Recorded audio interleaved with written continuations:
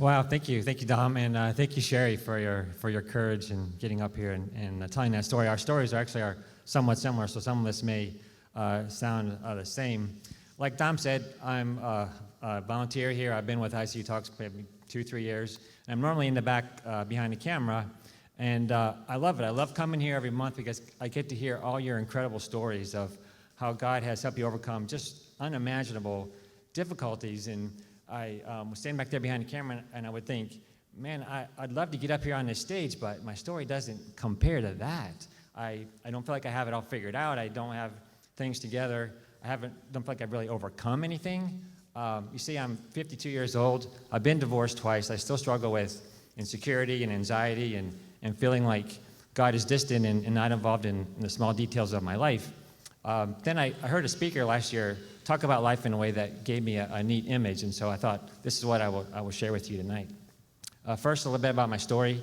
My story starts at 6 months old with a cyst on my liver, and the doctor's telling my parents, we can't remove that thing. We don't know if he's going to make it.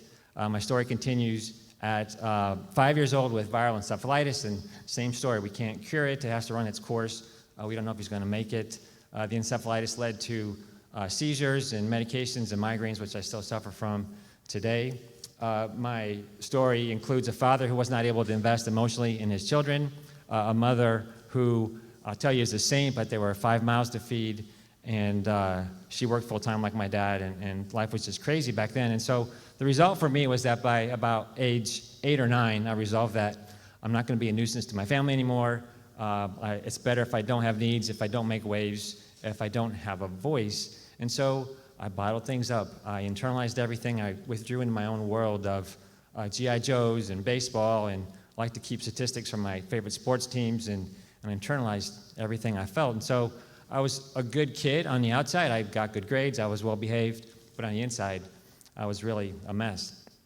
And then as I grew up and became an adult, I continued making decisions based on fear. I thought that my life would be better if I lived it more like as a flat line, right, without ups and downs. I thought that if I could avoid messy things like relationships, if I could avoid the valleys in life, that I would avoid pain, I'd be safe and protected. But what I learned is that when you try to avoid the valleys in life, you also avoid the peaks. You also miss out on the peaks, and your highs aren't as high. By trying to live safely, you actually miss out on a lot of really good things. I started to figure this out about 10 years into my first marriage.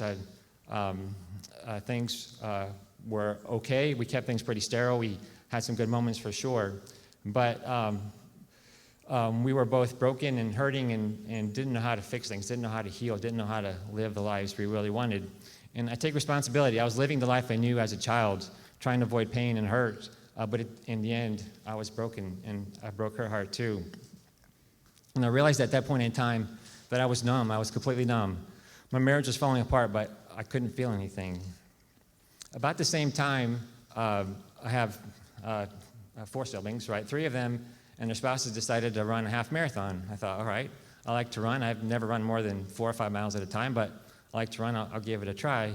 And what I found was that running became very therapeutic for me. There were times in the middle of a run when I'd be running down a greenway and I'd find tears just streaming down my face. And I realized that those were the bottled up emotions just finally starting to spill out. And by the end of the run, even though my life wouldn't be any different, I would have a little bit more peace of mind, a little bit more hopefulness. This may sound silly, but I also process things through music. I'm an 80s kid, and I love the band U2, and I listened to a lot of their music. I think Bono's one of the great poets of our age. Anyway, when I was running all these miles, I listened to a lot of U2 music, and in particular, I listened to the album over and over called How to Dismantle an Atomic Bomb. I think they wrote that title just for me. At the end of that album, there's a song called Yahweh. It's actually a prayer for humility, a prayer for help. And the last line in the song, Bono sings, "Take this heart and make it break." Take this heart and make it break. I sang the song over and over. I listened to it, and I prayed that over and over because I felt so numb. I just wanted my heart to break just so I would feel something. It's not a prayer I recommend you pray. I got a lot of heartache after that, but it was worth it. And I'll tell you why. I got divorced, went through a lot of therapy, ran a lot more miles, ran a marathon, met wife number 2, and so I thought, okay, let's give this a chance. But this time things were rocky from the start. Our marriage only lasted for 3 years, and I can honestly say I experienced some of the most intense emotional pain that I've ever felt. There were times that all I could do was just lay on the ground in a ball and cry out to God, how did this happen? How did I get here? What is going on? But this time, I'll tell you, this time, as things were ending, I felt the peace inside because I knew that I had tried to love. I had become a much more dynamic person. There's a couple more U2 lyrics from that same album that helped me put all this in perspective. One is from the song One Step Closer. U2 sings, "The heart that hurts is the heart that beats.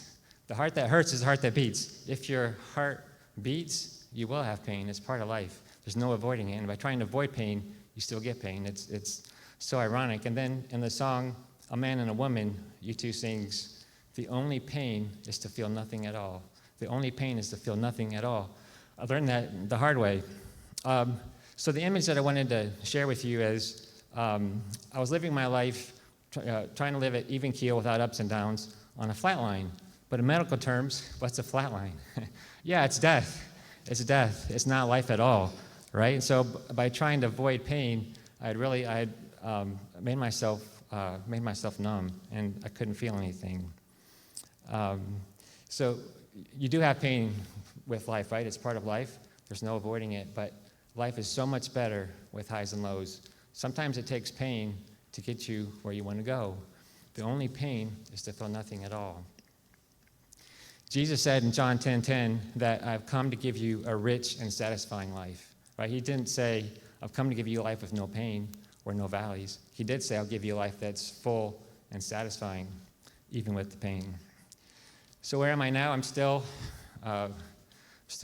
deal with insecurity and anxiety, but I'm living. And I've experienced some incredible blessings and some just seen some really some great things.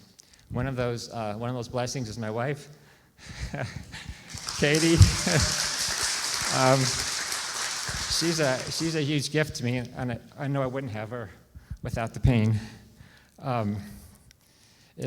She is showing me, God is showing me finally what it's like to be loved unconditionally. I still do dumb things.